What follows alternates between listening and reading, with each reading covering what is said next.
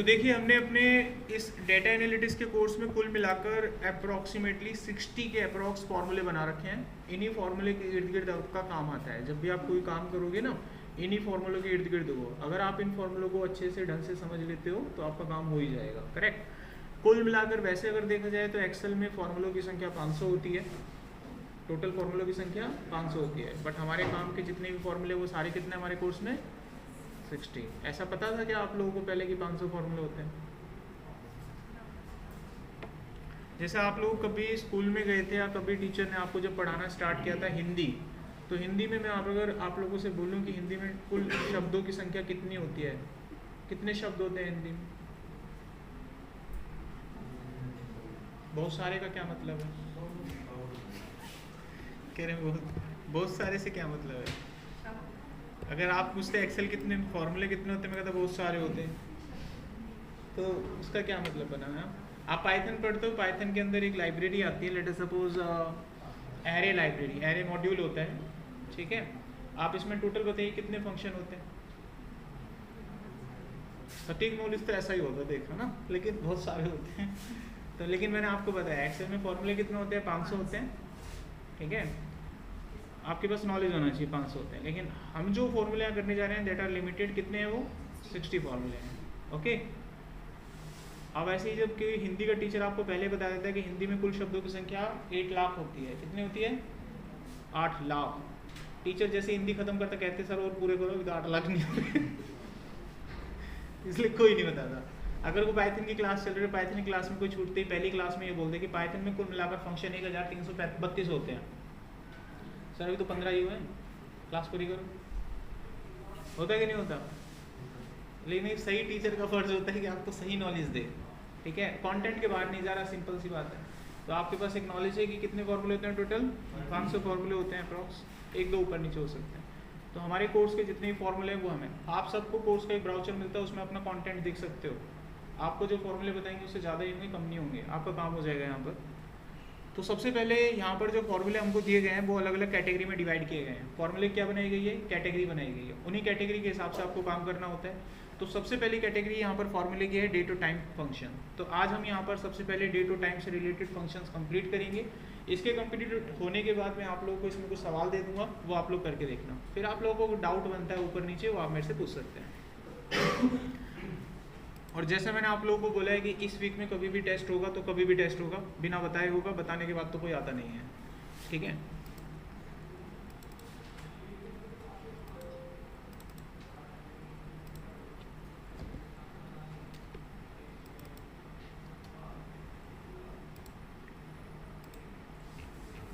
तो ये मेरे पास शीट है। इस शीट में अगर आप देख पा रहे हो तो मैंने 2 कॉलम बनाए हुए हैं। एक का नाम है नेम, अच्छे से नहीं दिख रहा ना, क्लियर? धुंधला लग रहा है ना? इसको बंद करके इसको जोड़ के देखें, पलट के पलटी मार। मैंने नहीं देखा, एक बार मैं देखूँ इसको। अभी नहीं दिख रहा, एक मिनट। ये अभी बंद करना सारी लाइट, ठीक है। मेरे को दिख रहा है अभी, ठीक है, दिख रहा है सबको। अगर किसी को लिखना हो तो बता देना, फिर मैं ऑन करवा दूंगा लाइटें। वैसे लिखने की जरूरत पड़ेगी नहीं आपको,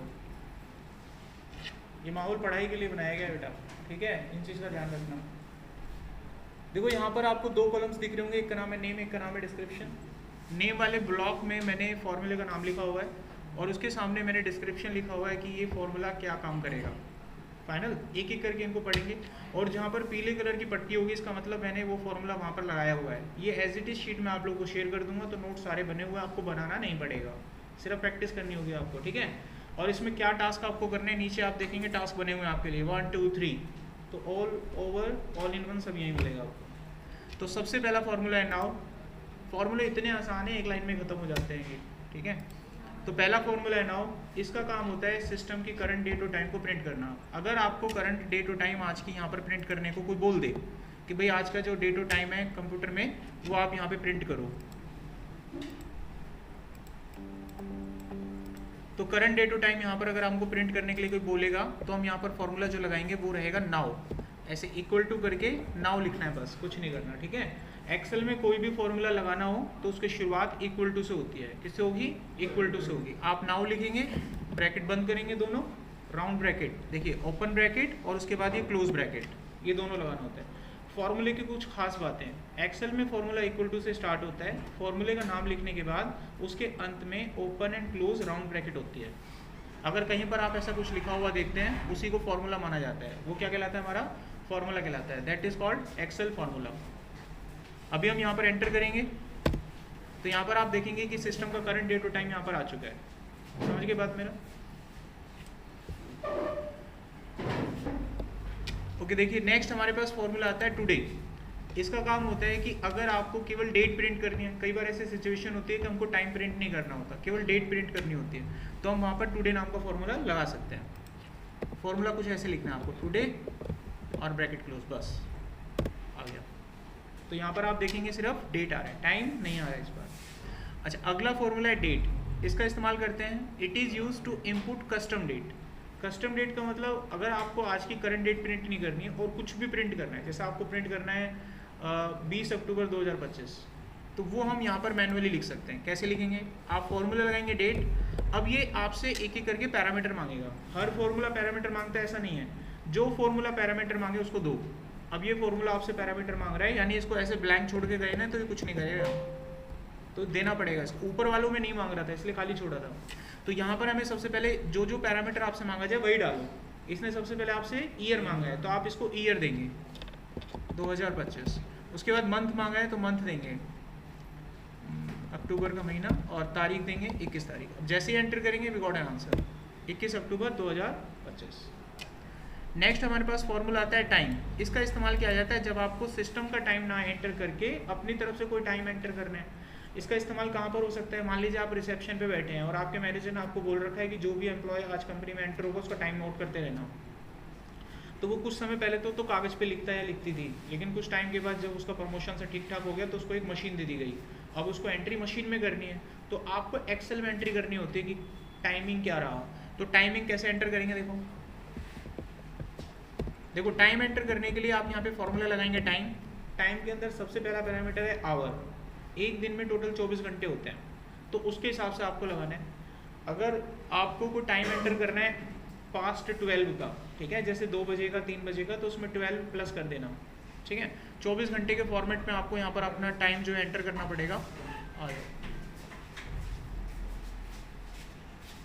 24 घंटे के अंतराल में आपको अपना टाइम जो है एंटर करना पड़ता है। तो मैंने यहाँ पर एंटर करा, मान लीजिए मेरे को दोपहर के 3 बजे का टाइम लिखना है, तो मैं यहाँ पे लिखूंगा 15, ठीक है, और मुझे 20 मिनट देना है, 3:20, तो यहाँ लिखूंगा 20 और सेकंड में 0। तो ये दोपहर के 3:20 का टाइम मुझे यहाँ पर एंटर करके देगा। 3:20 PM आ गया। नेक्स्ट हमारे पास फॉर्मूला आता है ईयर। इसका क्या काम रहेगा? देखो किसी फॉर्मूले में आपको कभी डाउट लगे तो अपने आप से देखो पूछ लेना। अब छोटी छोटी चीज़ों के लिए क्या ही मैं पूछूं आपसे, समझ आया कि नहीं आया?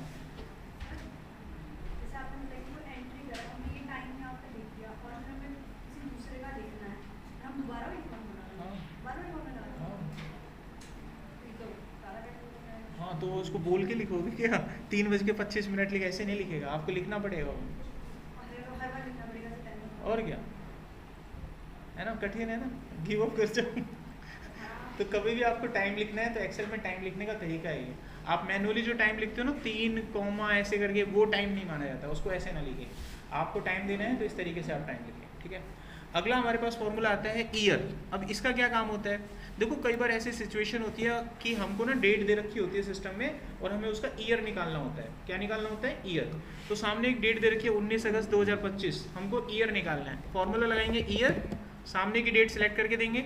यही होता है रेफरेंस, जो कल ये अभी थोड़ी देर पहले इस लड़की ने पूछा था कि सर ये रेफरेंस यूज़ कहाँ होगा। अभी यूज़ हो रहा है ना, उस सेल का डाटा यहाँ पर लिया ना, कनेक्ट हो गया ना, उस सेल के अंदर जो भी वैल्यू होगी वो यहाँ बदलेगी। कल को मैं वहाँ कोई भी डेट डालूंगा उसके हिसाब से ही काम करेगा। इसी को रेफरेंस बोलते हैं। तो रेफरेंस कहाँ यूज़ होते हैं? फॉर्मूले में यूज़ होते हैं। अगर हम रेफरेंस नहीं पढ़ेंगे ना, हमारे फॉर्मूले फिर ठीक से काम नहीं करेंगे, हमें पता ही नहीं चलेगा क्या देना है क्या नहीं देना है। तो यहाँ पर रेफरेंस यूज़ हो रहा है। अभी हम एंटर करेंगे, we got an answer 2025। Same इसी तरीके से मंथ निकाला जाता है। अगर मुझे मंथ निकालना है यहाँ पर, तो मैं फॉर्मूला मंथ यूज़ करूँगा, सामने से डेट दूंगा, एंटर करूँगा, तो महीना कौन सा आ जाएगा, अगस्त, 8वां महीना। सेम इसी तरीके से तारीख निकाली जाती है, जैसे उसमें 19 क्या है आज का हमारा डे है, और मुझे डे निकालना है तो फॉर्मूला डे रहेगा, डाटा देंगे, एंटर करेंगे, 19 तारीख आ गई। तो कोई भी एक गिवन डेट में से आप तीनों चीज़ें अलग अलग कर सकते हैं, तारीख भी अलग कर सकते हैं, महीना भी अलग कर सकते हैं, ईयर भी अलग कर सकते हैं। तो ये फॉर्मेट हमारे किस फॉर्मूले में आते हैं, ईयर में, मंथ में और डे के अंदर आते हैं। अब आ जाइए नेक्स्ट, हमारे पास फॉर्मूला आता है टेक्स्ट। तो टेक्स्ट एक ऐसा फॉर्मूला होता है जिसका इस्तेमाल किया जाता है जब भी आपको कोई डेट दी जाती है, तो उसमें टेक्स्ट में दो चीज़ें होती हैं। डेट के अंदर टेक्स्ट में दो चीज़ें जो होती हैं उन्हें बोलते हैं मंथ का नाम और डे का नाम। जैसे डेट आपको लिखी हुई मिलती है, टेक्स्ट में भी मिलती है ना, कई बार लिखी हुई 26 जून, तो जो मंथ के नेम होते हैं वो भी टेक्स्ट में हो सकते हैं डेट के अंदर। और साथ में आपने डे का नाम देखा होगा, जैसे ट्यूसडे, थर्सडे, वेडनेसडे, तो ये भी डेट टाइम के फॉर्मेट में आता है। तो ये दोनों चीज़ें आप निकाल सकते हैं। जैसे सामने एक डेट लिखा हुआ है 26 जून 2025, इसमें से आपको मंथ का नाम निकालना है, तो आप फॉर्मूला लिखेंगे यहाँ पर टेक्स्ट, सबसे पहले ये वैल्यू लेंगे और इसके बाद यहाँ पे फॉर्मेट लिखना होता है। देखो पैरामीटर क्या है, फॉर्मेट। तो आपको जिस तरह की वैल्यू लेनी है उस तरह का फॉर्मेट आपको लगाना होगा। तो हमको दो ही तरह की टेक्स्ट वैल्यू उठानी होती है, तो दोनों का फॉर्मेट मैं आपको बता रहा हूँ। अगर आपको मंथ का नाम उठाना है तो यहाँ पर आप 3 बार एम लिखेंगे, तो ये मंथ का नाम JUN उठा के देगा। अगर आपको पूरा नाम उठाना है मंथ का तो 4 बार लिखेंगे, तो पूरा नाम आएगा उठ के। अगर इसी तरीके से आपको डे का नाम उठाना है तो फॉर्मूला रहेगा टेक्स्ट, सामने से वैल्यू ली आपने, उसके बाद फॉर्मेट टेक्स्ट पे गए। फॉर्मेट टेक्स्ट में अगर आपको डे का नाम उठाना है तो आप यहाँ पे डी लिखेंगे 3 बार। तो इसका जो भी डे बनेगा, अब 26 जून 2025 को जो भी होगा, एग्जाम्पल मान लेते हैं कि फ्राइडे था, तो ये 3 अक्षर में उठा के दिखाएगा FRI। अगर आपको पूरा उठाना है तो 4 बार लिखेंगे। ओके, तो ये थे डे और डे नाम के फॉर्मूले को उठाने के तरीके। इसी तरीके से इसका फॉर्मेट भी बदलता है। जैसे यहाँ पर ये डेट कुछ इस तरीके से लिखी हुई है 26 जून 2025, हमको इसको एक प्रॉपर फॉर्मेट में लिखना है। मान लीजिए मैं यहाँ पर लिख रहा हूँ कुछ, उसी तरीके से मैं ये डेट लिखना चाहता हूँ। मैं चाहता हूँ कि ये डेट ना कुछ ऐसा बन जाए,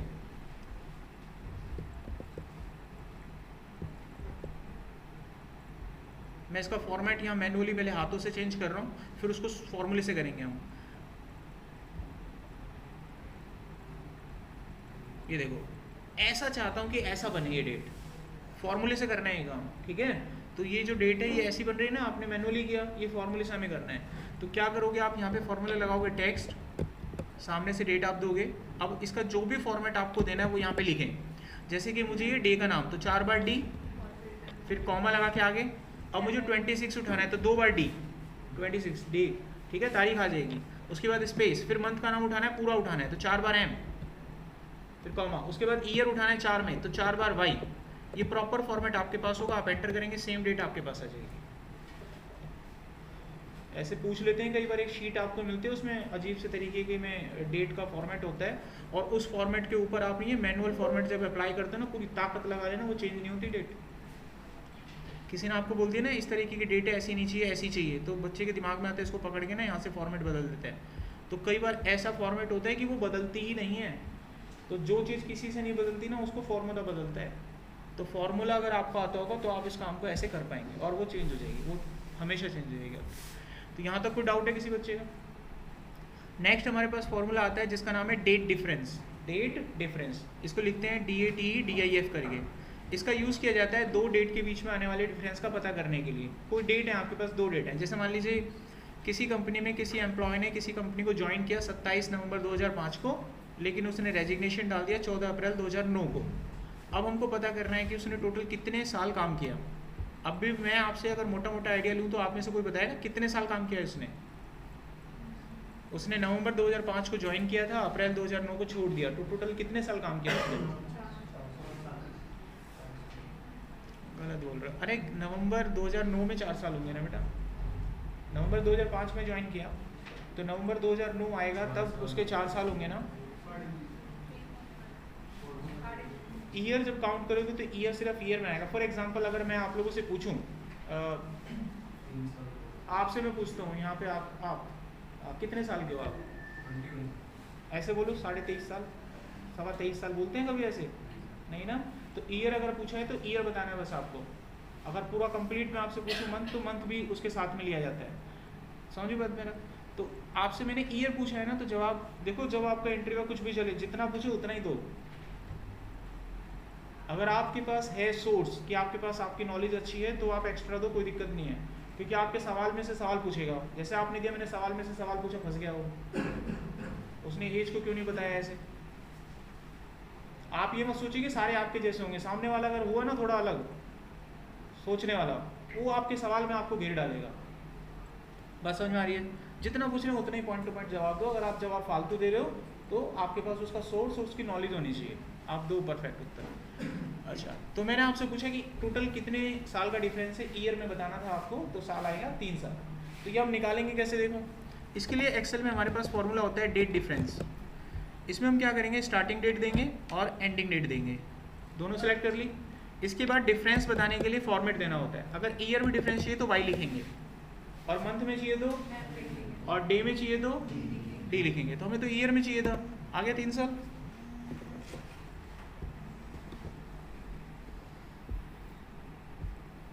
तो हमने यहाँ पर ये सीख लिया, मतलब डेट वैल्यू क्या होता है ये हमने पता कर लिया यहाँ पर। अगला हमारा फॉर्मूला होता है एंड ऑफ द मंथ। अब देखो ये क्या करता है, एंड ऑफ द मंथ का मतलब होता है अगर आपको कोई डेट दे दी जाए और उस डेट की आखिरी तारीख अगर आपको पता करनी है तो इस फॉर्मूले से कर सकते हो। सामने हमारे पास एक डेट है 19 अगस्त 2025, मुझे इसकी आखिरी तारीख पता करनी है, तो आखिरी तारीख क्या बनेगी, 31 अगस्त बनेगा। तो इसके लिए हमको एक फॉर्मूला दिया गया है E O month, end of the month. सामने से डेट लेंगे आप और इसका मंथ नंबर डालेंगे currently 0 as a reference. Month का रेफरेंस क्या लेंगे यहाँ पर, 0 लेंगे। जैसे आप एंटर करेंगे ये आपको इसकी आखिरी डेट बता देगा, 31 अगस्त 2025। इसमें कोई सवाल नहीं। 0 का मतलब होता है करंट मंथ। देखो मैं इस 0 के बारे में आपको डायरेक्टली तभी बता सकता था, लेकिन मैं वेट कर रहा था आप में से कोई एक बच्चा तो पूछे। अब ये सवाल किसने पूछा, गुड, नाइस। ऐसी हिम्मत दिखाओ बेटा। मैं जब 0 बता रहा था ना, मैं आपको प्रॉपर बताता 0 क्यों डाला। जानबूझकर इसको स्किप किया कि मेरे अभी 5 मिनट मैंने लेक्चर दिया, आप में कुछ विचार परिवर्तन आया कि नहीं आया, वहीं के वहीं, वहीं के वहीं। आपको क्लू दे रहा हूँ बेटा। अब सुनो 0 क्यों डाला मैंने। हर बार ऐसे ही होगा, आप सचेत रहिए, आप अलर्ट रहिए। देखो 0 का मतलब होता है करंट मंथ। मैंने इस डेट के ऊपर लगाया तो 0 इसी डेट का जो भी मंथ होगा उस पर काम करेगा। अगर मैंने 1 लिखा होता तो अगले महीने को पकड़ता, यानी सितंबर को पकड़ता, और -1 लिखा होता तो जुलाई को पकड़ता। समझ में आ गया। अगर मुझे इस तारीख से 2 महीने आगे की आखिरी डेट चाहिए तो 2 लिखूंगा, तो 0 मतलब करंट मंथ होता है। अभी मैंने एंटर करा, वी गॉट एन आंसर। अगर मैं यहाँ पर 0 की जगह 2 लिख दूँ तो 2 महीने आगे की डेट चली जाएगी, सितंबर अक्टूबर, 2 महीने आगे की डेट आपके पास चलिए, माइनस करोगे पीछे आ जाएगा, इसलिए हम 0 लिखते हैं यहाँ पर। अगला हमारे पास फॉर्मूला आता है नेट वर्किंग डेज। ये थोड़ा काम का हो सकता है। देखो यहाँ पर हमारे पास 2 डेट है, 1 मार्च 2025 और 31 मार्च 2025। हमें इसमें वर्किंग डे पता करने हैं। वर्किंग डे क्या होते हैं, जब आप किसी ऑफिस को ज्वाइन करते हो तो जिस दिन आपके वर्किंग होती है उसको वर्किंग डे कहा जाता है, और जिस दिन आपका वर्किंग नहीं होता उसको वीकेंड कहा जाता है। वो दिन आपके होते हैं, वो कंपनी आपसे ले नहीं सकती, ठीक है। वो आपके यहाँ आप कुछ मर्जी करो, अपना पर्सनल काम करो, कंपनी ये नहीं कहेगी तुम अपना पर्सनल काम क्यों कर रहे हो। उसको बोलते हैं हमारा वीकेंड है हमारा, गॉट इट। इसीलिए जिस दिन मेरा छुट्टी होता है उस दिन आप कितनी कोशिश कर लो मैं फ़ोन नहीं उठाता, मैं उसको प्रोफेशनली निभाता हूँ। बहुत रेयर होता है कि मंडे को करके देखो आप, मंडे को छुट्टी होता है, मेरा वीक ऑफ होता है, वीकेंड होता है, आप करके देखिए, ट्राई करके देखिए। इमरजेंसी है, मैं खाली बैठा हूँ तो देख लिया, बट मेरा ऐसे प्रोफेशनली कोई नहीं होगा कि मैं फ़ोन उठाऊँगा। आप समझो muscle, I am be professional totally, इसीलिए आप वो शिक्षा पाओगे, समझ गए। इसीलिए मैंने बोला बेटा छुट्टी कर तो मैसेज करो, आप कभी छुट्टी कर तो जस्ट ड्रॉप द मैसेज। तो वर्किंग डे हमें निकालने की, टोटल वर्किंग डे कितने हैं। किसी एमएनसी कंपनी में जब आप काम करते हो तो एमएनसी कंपनी में सैटरडे संडे को वीक ऑफ होता है, तो वीक ऑफ को तो काउंट करना नहीं है। अब आपको टोटल दिनों की संख्या कैलकुलेट करनी है कि टोटल उसमें कितने दिन हैं। तो फॉर्मूला हमारे पास रहेगा नेट वर्क डेज, ये फॉर्मूला आप लिख लेना। इसमें स्टार्टिंग डेट और एंडिंग डेट दे देना और कुछ नहीं करना। ये फॉर्मूला सैटरडे और संडे को काउंट नहीं करता, तो कुल मिलाकर 21 दिन है उसमें। आपके पास सबूत है, अपना घर जाके चेक कर लेना। मार्च का महीना मैंने लिखा है 2025 का, उसमें सैटरडे संडे को हटा दो आप, तो कुल मिलाकर 21 दिन है। इसका मतलब सैटरडे संडे उसमें 5 बार आ रहा है, 5 बार। और सब किसी कंपनी में वीकेंड अलग हो तो कौन सा नाम बताओ, वीकेंड कौन सा? सर वीकेंड माना किसी कंपनी में फ्राइडे सैटरडे हो, संडे नहीं हो। सैटरडे और फ्राइडे का हो, 2 दिन का हो। हाँ सर। आपका सवाल था कि वीक ऑफ केवल संडे का, सैटरडे का हो, संडे का हो, एक दिन का। इन्होंने 2 दिन का बोला वीक ऑफ, लेकिन दिन बदल दिए। हाँ जी सर। तुम मेरे से कुछ भी पूछो जवाब तो दे दूंगा, लेकिन मैं किसका जवाब दूँ, आपका दूँ कि इनका दूँ? तो मैं आपका दे देता हूँ कि अगर हमारा वीकेंड संडे का है, किसका है? संडे का है, तो हम उसमें दिनों की संख्या कैसे कैलकुलेट करेंगे अगर हमारा वीकेंड संडे का है? तो इसके लिए देखो क्या हमारे पास एक फॉर्मूला होता है, नेट वर्क डेज इंटेलेक्चुअल। इस फॉर्मूले की हेल्प से हम अपना वीकेंड को डिसाइड कर सकते हैं, ठीक है?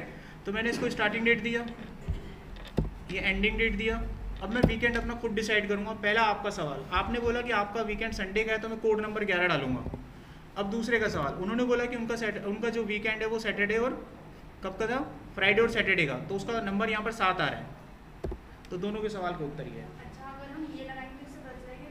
वो लिखा हुआ है ना कोड नंबर। उन्होंने पूछा कि सैटरडे और फ्राइडे का अगर मेरा छुट्टी रहेगा तो कैसे पता लगेगा? इसका कोड नंबर कितना है? 7। तो मैं 7 डालूंगा, जो भी संख्या आएगी वो उसमें कैलकुलेट होगी।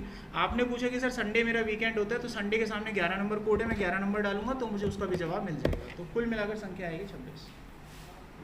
So it's complete. अब जब ऐसे करते हो आप हैं, जब कहीं काम करोगे, कैसा भी रैंडमली क्वेश्चन आएगा, आपके अंदर वो काबिलियत जिस दिन आ जाएगी, कौन रोकेगा बेटा आपको? अब गलती से आपका नंबर लेना वो भूल गया ना, ढूंढ ढूंढ के आपका नंबर पता करेगा। वो बंदा आया था थोड़ी देर पहले, यार नंबर लेना भूल गया, कांटेक्ट करो, कौन है, रिज्यूम ढूंढो। वो विवश हो जाएगा, आप थोड़ी देर के लिए विवश हो जाओगे। एक एग्जाम्पल मैंने आपको दिया था कि आप इतने काबिल बनो, इतने काबिल बनो, कोई आपको हराने के लिए ना दूसरे बंदे को कोशिश ना करनी पड़े, साजिश रचनी पड़े। तुम मेरे को साजिश से हरा सकते हो। चैट जीपीटी खोल के बैठ गया, कोई आड़े तिरछे पूछ रहा है, मैं चैट जीपीटी थोड़ी ना, साजिश करके तो हरा दोगे, वैसे नहीं कर पाओगे। ऐसा बनो, अब तुमको साजिश करनी पड़ जाएगी इस बंदे को हराने के लिए। कोई ऐसी चीज़ पूछो जो पता ही ना हो, साजिश बोलते हैं, समझे? इस काबिल बनना चाहिए। कोई भी सब्जेक्ट पढ़ते हो, चाहे पाइथन पढ़ते हो, चाहे पावर बीआई पढ़ते हो, चाहे एक्सेल पढ़ते हो, चाहे सिक्वल पढ़ते हो, कोई टीचर आपको क्यों दिया जाता है फिजिकली? अरे पेमेंट दिया, पेमेंट, ये सारी चीज़ें कंटेंट यूट्यूब पे भी अवेलेबल होते हैं। टीचर क्यों दिया जाता है? अरे अपनी चीज़ें पूछो, जो आपके मन में सवाल आ रहा है पूछो। सारे टीचर जवाब देंगे ये भी नहीं है, उनके गले पे भी नहीं गड़ना है। ठीक है, अपनी पावर के हिसाब से तो अपना पूरा एक्सेलरेट लगा रहा है वो, उसकी भी इज्जत करो, रिस्पेक्ट करो। ये नहीं उसकी जो भी खा जाओ। हर टीचर एक जैसा भी नहीं होगा बेटा, आप भी कल को बनोगे। आप अपनी तरफ से कोशिश करो, वो अपनी तरफ से पूरा एक्सेलरेट लगाएगा, और जितना आपको पुशअप मिलता है पिकअप ले लो। आगे समझ बात? तो ये यहाँ पर कंप्लीट होता है। अब एक फॉर्मूला और यहाँ पर देखिए, उसके बाद इसको वाइंड अप करते हैं। तो हमारा नेक्स्ट फॉर्मूला है वीक नंबर। इसका इस्तेमाल किया जाता है वीक नंबर का पता करने के लिए। एक साल में कुल मिलाकर वीक्स की संख्या होती है 52। कितने होते हैं? 52 सप्ताह। सबको पता है 52 वीक्स होते हैं। आज की डेट है 19 अगस्त 2025। हमको पता करना है कि हम साल के कौन से सप्ताह में हैं। तो बहुत ही सिंपल हमको यहाँ निकालने का मौका मिलेगा। उससे पहले मैं आप लोगों से बस ये पूछना चाहूँगा कि हमारे जो वीक होते हैं उसमें एक होता है वीकडे, एक होता है वीकेंड, है ना? एक होता है वीकडे, एक होता है वीकेंड। वीकेंड कब आता है? संडे, मेनली संडे होता है। और वीकडे कब आता है? मंडे। तो हमारे इंडिया में वीकडे की शुरुआत कहाँ से होती है? मंडे से। और वीकेंड कहाँ से होती है उसकी शुरुआत? संडे से होती है। तो यहाँ पर एक्सेल में मंडे का कोड होता है 2 नंबर, याद रखना है बात, ठीक है? एक्सेल के अंदर मंडे का कोड होता है, सब डे होते हैं ना जो, इनके कोड नंबर होते हैं। तो मंडे का कोड होता है 2 नंबर, याद रहेगा ये बात। हमने यहाँ पर लिखा वीक नंबर, एक फॉर्मूला लगाया, सामने से तारीख ले ली तारीख। अब हमें यहाँ पर बताना है कि हमारा वीक कहाँ से शुरू हो रहा है, हमारा वीक शुरू कहाँ से हो रहा है, उसके हिसाब से कैलकुलेट कर लेगा कैलेंडर में 2025 में कि हम साल के कौन से सप्ताह में। तो हमने बोला कि हमारा वीक मंडे से शुरू हो रहा है, मंडे का कोड 2 डाला, ओके करा, तो हम साल के 34वें सप्ताह में हैं। यानी इस साल को खत्म होने में भी 18 सप्ताह और बच रहे हैं। 18 सप्ताह बाद ये साल खत्म हो जाएगा। समझ में आ गया? तो ऐसे हम किसी भी डेट का वीक नंबर निकाल सकते हैं। जैसे किसी ने पूछ लिया कि अगले साल है ना होली ना 12वें सप्ताह में आएगी, तो आप कैलकुलेट कर सकते हो तारीख लिख के कौन से सप्ताह में होली आएगी। 12वां सप्ताह है वो, 8वां सप्ताह है कि 9वां सप्ताह है। What it? नेक्स्ट हमारे पास आता है, इंटरव्यू में ऐसे रेंडमली क्वेश्चन आ सकता है कि सन 2026 के अंदर 18 अक्टूबर को मान लीजिए आपकी दिवाली है, तो आपको बताना है कि दशहरा किस वीक में आएगा। 20 दिन पहले का दशहरा होता है, तो आपको 20 दिन पिछले की डेट पे जाना है और उसमें वीक नंबर निकालना है। ठीक है, क्वेश्चन में सोचना पड़ेगा आपको, और सोच के फिर आपको टारगेट तक पहुंचना होता है। अब आते हैं हम अगले फॉर्मूले पे जिसका नाम है वीकडे। अब वीकडे क्या होते हैं आप सभी को पता है कि मंडे से लेके संडे तक के जो होते हैं वो वीकडे होते हैं। मंडे का कोड मैंने आपको बताया 2 होता है, 3 होता है, 4 होता है। लेकिन अगर अपनी भाषा में अगर हम बात करें, अपने तजर्बे से अगर हम बात करें, अगर वीक में 7 दिन होते हैं तो हम मंडे को पहला दिन मानते हैं अपना। एक्सेल की भाषा में नहीं कर रहे हैं अभी, ठीक है। एक्सेल में मंडे का कोड 2 होता है, एक्सेल ना संडे को मानता है पहला दिन, याद रखना। एक्सेल या कंप्यूटर जो होता है किसको मानता है? संडे को मानता है। हम अपने हिसाब से काउंट कर रहे हैं। हम अपने हिसाब से देखें तो मंडे हमारा पहला दिन है, ट्यूसडे दूसरा दिन है, फलाना ठिकाना है, ऐसे। आज देखिए यहाँ पर एक डेट लिखी हुई है 25 दिसंबर 2025। मुझे उसका डे निकालना है कि ये साल का कौन सा सप्ताह होगा। मैं इसको एक सिंपल तरीके से लिखता हूँ। आज की डेट ये समझ में आ रही है? आज कौन सा डे है? ट्यूसडे। तो ये हमारा 2 नंबर हो गया, हमारे वीकडे का दूसरा नंबर हो गया। मंडे पहला दिन, ट्यूसडे दूसरा दिन, वेडनेसडे तीसरा, ऐसे फ्राइडे 5वां और संडे 7वां। करेक्ट। तो आज का डे नंबर कितना आना चाहिए निकल के? 2 आना चाहिए। तो वो निकालना सीखते हैं देखो। तो यहाँ पर आप फॉर्मूला लगाएंगे वीक डे, सामने से डाटा लेंगे और अपनी वीक की शुरुआत कहाँ से करनी है उसका नंबर डालेंगे। वीक की शुरुआत तो मंडे से होती है, मंडे का कोड 2 होता है, एक्सेल में 2 लिखना है। जैसे ही आप एंटर करेंगे डे का नंबर बताएगा। अब डे का नंबर क्या बता रहा है? 2 बता रहा है ना, और देख लो आप 2 ही है। मंडे के बाद ट्यूसडे, ट्यूसडे हमारा दूसरा दिन हो गया। अगर मैं यहाँ पर अब कोई भी डेट बदलूंगा उसके हिसाब से डेट बता देगा। मैंने यहाँ लिखा डेट 2025 10वां महीना 20 तारीख, तो मंडे है, दिवाली मंडे की है। 20 अक्टूबर की दिवाली है ना, तो दिवाली मंडे की है, चेक कर लेना। एक आ रहा है ना, तो एक का मतलब मंडे हो गया, तो दिवाली मंडे की पड़ रही है भाई। अभी कोई डाउट है किसी का यहाँ तक? अब आपके लिए कुछ सवाल है? मेरा एक सवाल, चलो इसमें तो ये तो कर ही लोगे आप। फॉर्मेट चेंज करने का है तो ये आप बना लेना, ये मैंने सिखाया भी आपको। इस तरह के फॉर्मेट में, ये दिख रहा है आपको, ऐसे फॉर्मेट में निकालना है फॉर्मूले की मदद से। ऊपर डेट दे रखी है 19 अगस्त 2025, इसका फॉर्मेट बनाना है ऐसा जो यहाँ दिख रहा है आपको। टास्क नंबर 2, यहाँ पर कुछ एम्प्लॉयज़ के नाम है, उन्होंने ऑफिस के अंदर एंट्री करी, जिस समय उन्होंने एंट्री करी वो यहाँ पर है, और जिस समय वो चले गए वो यहाँ पर है। आपको उनके वर्किंग आवर्स पता करने हैं, ठीक है, उनके वर्किंग आवर्स निकालने हैं, निकल जाएगा। आखिरी सवाल है, यहाँ पर एक तारीख मैंने लिख दी है, आपको डे का नंबर निकालना है। डे का नंबर लाइक अगर यहाँ पे मान लीजिए 2 जनवरी होता तो एक साल में 365 दिन होते हैं, तो 2 जनवरी साल का दूसरा नंबर होता। अगर यहाँ पर 1 फरवरी होता तो साल में 365 दिन होते हैं, तो उसके अकॉर्डिंग वो 32वां दिन होता। 31 जनवरी फिर 32। अब यहाँ पे 19 अगस्त लिखा हुआ है, आपको निकाल के लाना है ये साल का कौन सा नंबर है। जो भी फॉर्मूले मैंने पढ़ाए हैं काम उन्हीं से होगा, लेकिन होगा उसी बच्चे से जो सही सलामत इन चीज़ों को पढ़ रहा है, ढंग से पढ़ रहा है। एज इट इज चीज़ें गोल गोल नहीं आएंगी, घूम के आएंगी। अब बुद्धि लगानी है और यहाँ तक पहुँचना है, ठीक है। अच्छा, ये निकल जाएगा, लग रहा है आपको निकल जाएगा, इतना आसान नहीं है। एक्सेल में एक फिलॉसफी जो मेरा मानना है वो चीज़ मैं आपके साथ शेयर करना चाहता हूँ। एक्सेल में कभी भी जब आप काम करोगे और आपको काम जब मिलेगा ना, आपको बताया जाएगा ये करना है। एक्सेल में पहला इंप्रेशन क्या होता है और बाद में क्या होता है, समझना। जब भी आपको कभी भी कैसा भी हो एक्सेल में कभी भी काम मिलेगा तो थोड़ी देर के लिए आपको एक भावना प्रकट होगी, आई कैन।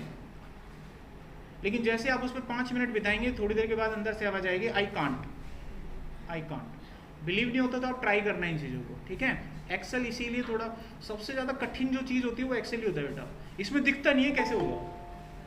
कोडिंग में तो फिर भी पता है कि ये कॉन्सेप्ट है, कहीं ना कहीं से मिल जाए। इसमें नहीं दिखता है, इसमें क्या लॉजिक लगेगा, कैसे आएगा, क्या बनाना है। इसमें हर चीज़ ऐसे लगती है बहुत सिंपल है, लेकिन जब करने बैठते हैं तो होती नहीं है। इसमें बहुत मेहनत लगती है, मतलब एक्सपीरियंस होना चाहिए आपको अच्छा खासा। तो आज की क्लास को हम ओवर करते हैं, नेक्स्ट क्लास में मिलते हैं। लाइट जला देना।